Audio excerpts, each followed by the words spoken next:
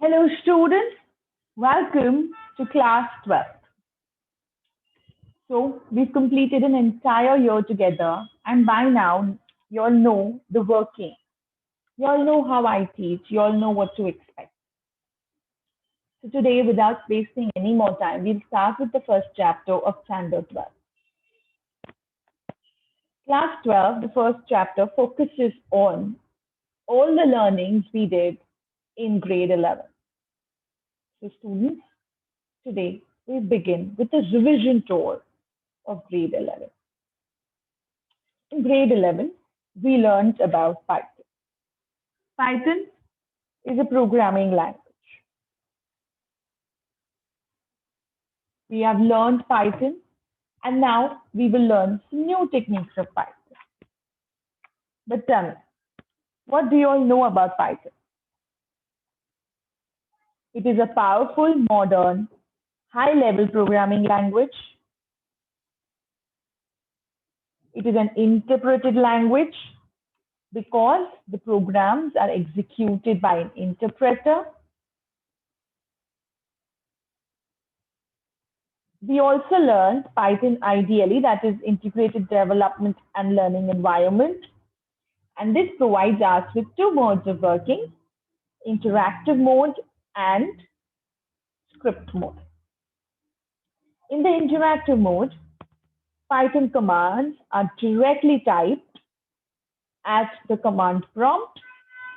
And as soon as we press enter button, the interpreter displays the results immediately. But in the script mode,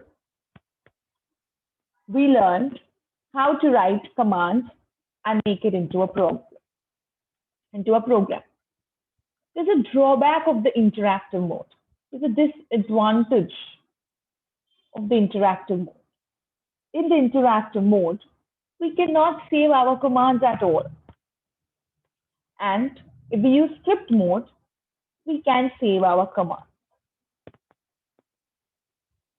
So these are the two modes that Python offers us. Python files are also saved with a different extension. .py is the normal extension of a Python file.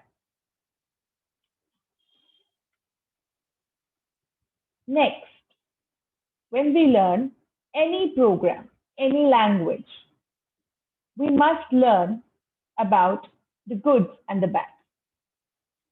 With Python, we can develop many apps, GUI apps like a graphical user interface, web application, games.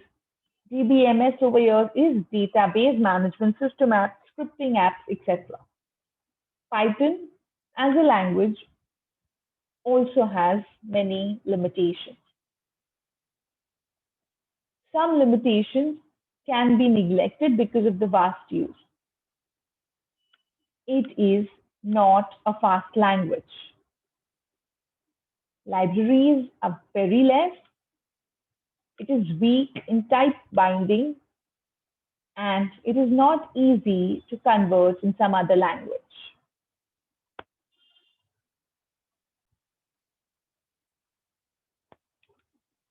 You learn any language, Hindi, English, Gujarati, Marathi, Bengali, any Tamil, any language you pick up, Arabic, you will first learn the alphabets of that language. You know, these alphabets are basically the symbols of that language. Similarly, in Python has some character set. Character set means characters and symbols which can be determined or used by the Python language. So what is the character set that Python uses? The character set that Python uses consists of characters, symbols, digits, and some other symbolic characters. So first is letters, capital A to Z and small a to Z. Next is digits from 0 to 9. Then is special symbol, plus, minus, multiplication, division, etc. Next is white spaces, blank spaces, tab, carriage return, new line. We use all these in a Python program. And other characters that Python can process are all kinds of ASCII and Unicode characters. These are all the characters, all the symbols that make up the Python language. So Python is a powerful and high-level language. It is an interpreted language. It is widely used general-purpose high-level programming language, which is developed by Guido van Rossum in 1991. There are two basic modes, interactive mode and script mode. In interactive mode, the result is returned immediately after pressing the enter key. And in the script mode, a file must be created and saved before executing the code to get results. Now, next you learned about the character set. These are all the character sets that make up the Python language. In English, if you remember correctly, we always use, we learn alphabets. Then we use those alphabets to form words. Then we use these words, we combine these words to form sentences. After forming few sentences, we apply the grammatical rules to it so that it forms a sentence with meaning. Similarly, in Python, you will learn the character set right now, then you learn the syntax. The syntax are the grammatical rules. Then we learn how to combine these to make meaningful programs. So basically, character set is, you can write this definition down in your notebook. Character set is a set of valid characters recognized by Python. Simple definition, easy to understand, simple to follow. Character set is a set of valid characters recognized by Python. After characters, we'll come to tokens. Tokens. Now, what are tokens? If you learned, when we learned our English language, we learned alphabets, then we learned words, then we learned how to form sentences. If you remember when you learned how to identify nouns and pronouns in a sentence, well, that, my dear friends, is similar to tokens. Token is the smallest element of a Python script that is meaningful to the interpreter. So it is the smallest unit of any programming language. It is also called as a lexical unit. There are 5 types of tokens: keywords, identifiers, literals, operators, and punctuators. What are keywords? Keywords are like the reserved words for a particular type of thing. For example, there are some keywords in English language. For example, if we think like mother or father, these are reserved and they have a specific meaning to it. But if you look at the names like Sujoy or Manas or Janvi, these are identifiers. These have been given to identify a particular person. Okay, but if I say child, that means all of you are children. All of you are daughters can be a common noun. Similarly, lexical units in that keywords are the reserved words. Keywords are the reserved words of Python, which have a specific fixed meaning for the interpreters. No keywords can be used as identifiers. The Python keywords have been listed or on the screen for you. So these are called keywords: false, none, true. True with a capital T, huh? Python is case sensitive, so be aware of that. So these are the keywords. So when I give you a piece of code and say identify the token from the following piece of code, you should be able to pick out what is the keyword, what is the identifier, what's a literal, what's an operator, and which is a punctuator. Just like I would give you a sentence and say pick the nouns, pronouns, verbs, adverbs, adjectives. Similarly, these are the building blocks of programming language, and these are very important to Python.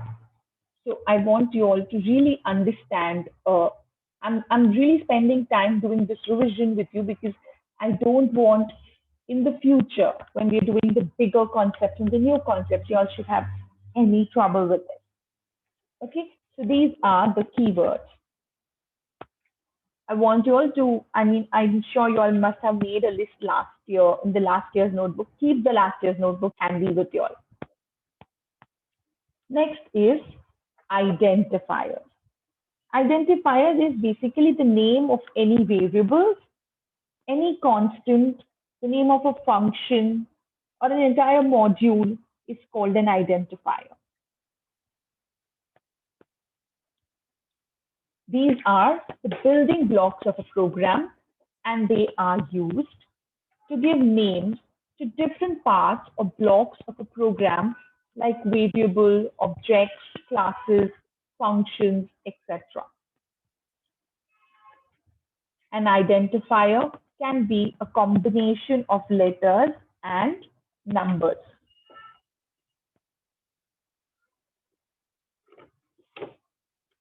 An identifier must begin with an alphabet or an underscore.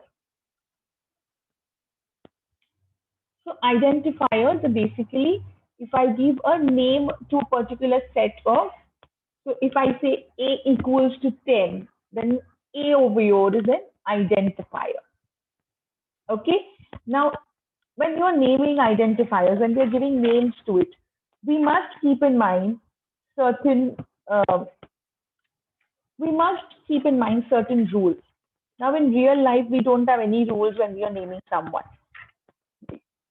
We can name anyone, anything. But in Python, there are certain rules that we must keep in mind. For example, an identifier must begin with an alphabet. So you can't say 9 ABC. That is not allowed. But you can say ABC9. You can say A9BC. You can say AB9C. You can put the number in the middle anywhere. But you cannot begin a name of an identifier with a number. Okay?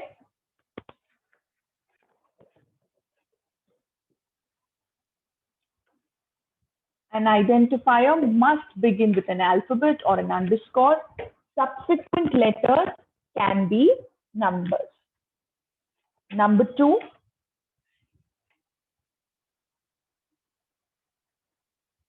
the identifier cannot be a keyword. So, variable names or the identifier must be a non-keyword with no spaces in middle.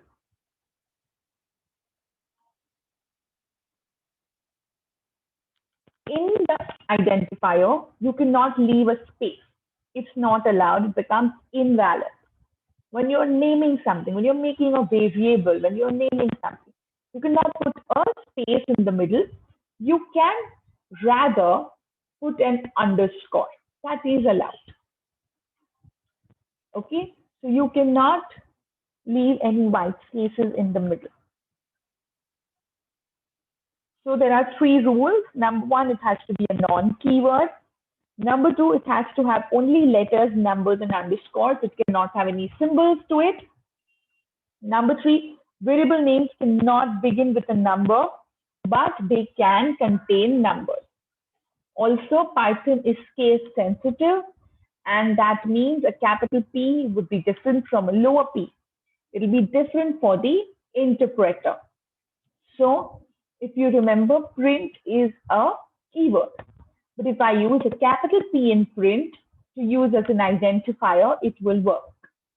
Similarly, int, true, false, these are all keywords. But if I change the case, I can use it as an identifier. Length of the identifier is not limited. That means you can have any amount of length. You can keep putting underscores and keep making the length longer and longer. Keywords cannot be used as identifiers. Space and special symbols are not permitted in an identifier name except an underscore sign. There are a few valid and invalid identifiers on the screen for you. I want you all to write down the 3 main rules of identifiers in your notebook, pausing the screen without looking at the screen from your own knowledge, which are the 3 most important rules of an identifier. And also make your own list of valid and invalid variables. Next is literals or values. This is the third token, literals or values. Literals are data items that have a fixed or a constant value. Fixed or a constant value. That means if I say words like Pankaj, A equals to Pankaj, then the word Pankaj over here is a literal, it's a value. Okay, the alphabet A with an identifier and is equal to is the operator. So literals are often also called as constant values, and Python permits many kinds of literals. String literals, numeric literals, Boolean literals. There's a special literal called none, which is the only literal by which the only constant literal, you can say constant value. When I say something equals to none, that means for sure there is no value given to it. A blank variable is different than the variable that says none, that holds the value none, because none means nothing. Blank becomes a placeholder, that means something will come. But none means officially it is empty, there is nothing in it. Okay? So, and literal collections. There are collections also, literal collections like list, tuple, etc. These are constant collections. Constants means the values don't change, they are fixed. Okay? Now, a string literal, the first one that we will talk about in detail. A string literal, it is a sequence of characters surrounded by quotes. These quotes can be single quotes, double quotes, and also triple quotes. String literals can either be single line literals or they can also be multi-line strings. Single line strings must end in one line, and the closing quotes has to be on the same line as the opening quotes. These are called as single line literals. Multi-line literals. These are strings which are spread over multiple lines.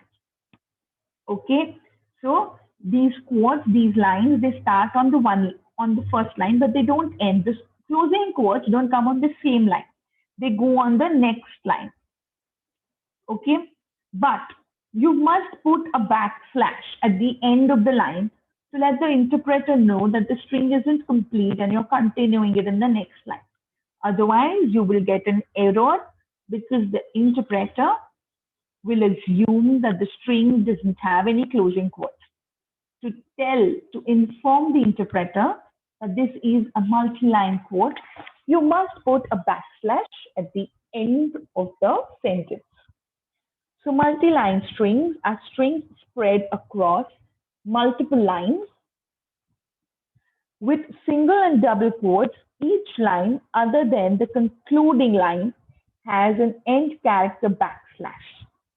But if you're using triple quotes, then no backslash is needed till the end of the lit string in which you put triple quotes. So if you use single quote or double quote, it's important to put a backslash at the end of the line to let the interpreter know that this is a multi-line string.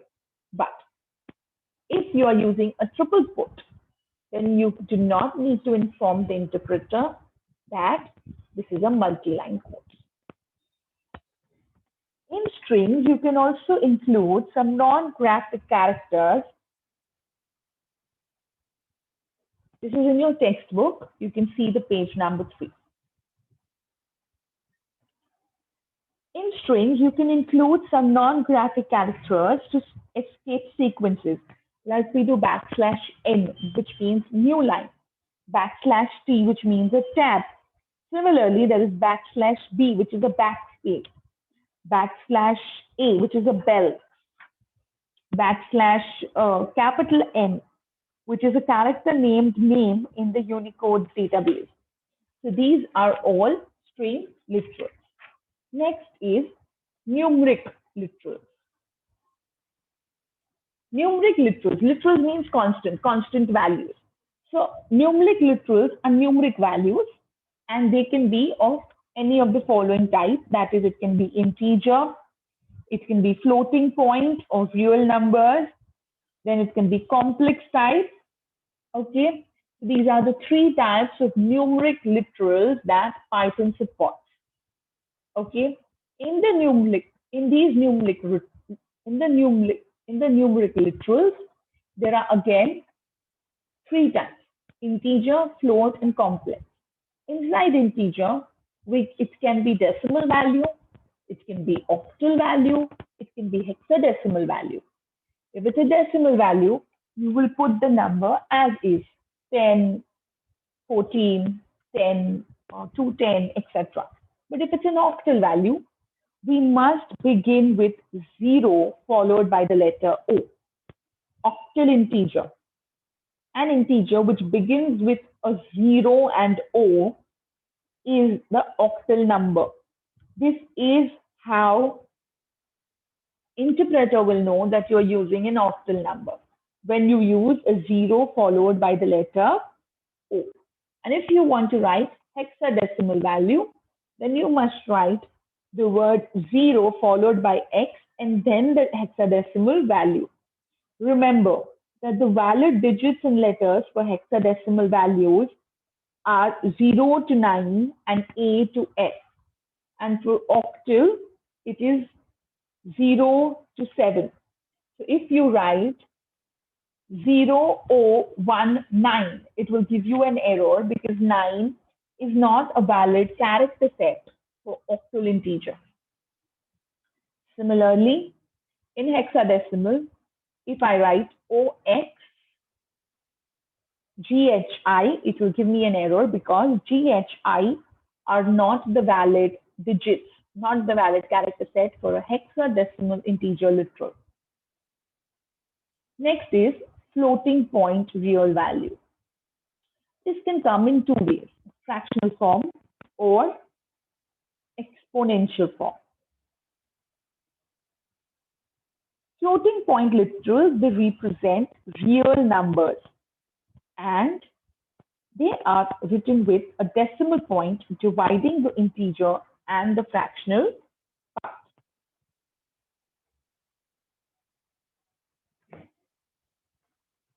These can be written in the fractional form and the exponential form, both. Next is complex number literals. These are in the form of A plus BJ, where A and B are floats and J represents -1 square, which is an imaginary number. A is the real part of the number and B is the imaginary part of the number. Over here, I have written I on the screen, but you can't use I in Python, you have to use J. In maths, when you all are doing complex numbers, you all use I, which denotes the imaginary part. 5, I over here is imaginary part, and 3 is the constant value. But in Python, in the interpreter, it identifies J as the imaginary part. Next is Boolean literal. A Boolean literal in Python is used to represent one of the two Boolean values, true or false. A Boolean literal can either have the value as true or it will have the value as false. So constant values of Boolean will be either true or false. Special literal, which is none. Python has one special literal, which is none. The none literal is used to indicate the absence of a value. If you remember, constant or literal is values are fixed. But what if there is no value to it? In that case, you must mention none, because none literal indicates absence of a value. Python can also store literal collections in the forms of tuples and lists. Okay, so these are all the literals. Your homework is to make a hierarchical diagram of the literals, of all the literals. String literal, number literal, numeric literal, Boolean literal, special literal, and collection literal. I want you all to make a tree diagram of the literal values with all these and how further numeric breaks out into integer, float, complex, integer breaks out into decimal, octal, hexal, float breaks out into fractional, exponential. Okay, I want you all to make a neat tree diagram in your notebook. With this, children, I am ending the chapter today for you all. Tomorrow we will continue with the tokens again. Till then, stay home, stay safe, take care, keep learning. Thank you.